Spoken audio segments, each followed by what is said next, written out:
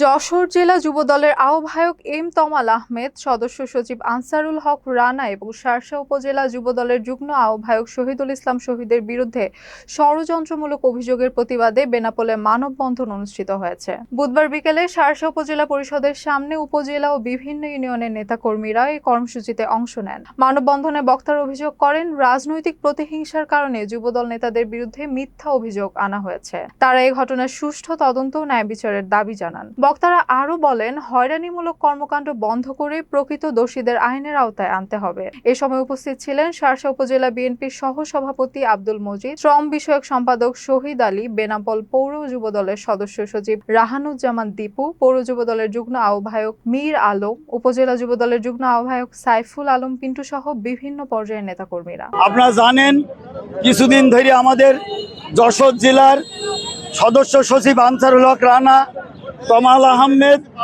ও যুগ্ম আহ্বায়ক শার্শা উপজেলা শহীদুল ইসলাম শহীদের বিরুদ্ধে বিভিন্ন ধরনের ফেসবুক, মোবাইলে, বিভিন্ন ধরনের গুপ্ত চ্যানেলে প্রপাগান্ডা ছড়ায়। আমরা ইতিমধ্যে জিডি করেছি থানায়। সে জিডি আমরা বলবো, প্রশাসন ভাইরা যদি কাজ না করে আমরা বৃহত্তম আন্দোলনে যাব। কারণ এই তিন নেতার বিরুদ্ধে তারা, আপনারা ভালো করে জানেন, এই দীর্ঘ 17টি বছর তারা রাজপথে আন্দোলন করেছে। 5 তারিখের পরের থেকে তারা এমন কোনো কর্মসূচি নেই, তারা সেখানে উপস্থিত ছিল না। তাদের লোকজন নিয়ে তারা উপস্থিত থাকতো। তারা যারা চাঁদাবাজি করতো তাদের বিরুদ্ধে তারা লড়িছে। এখন যারা চাঁদাবাজি করতে পারছে না তারাই এই শহীদুল ইসলাম শহীদের বিরুদ্ধে, এই আনার বিরুদ্ধে, এই তমাল আহমেদের বিরুদ্ধে মিথ্যা প্রপাগান্ডা ছড়াচ্ছে।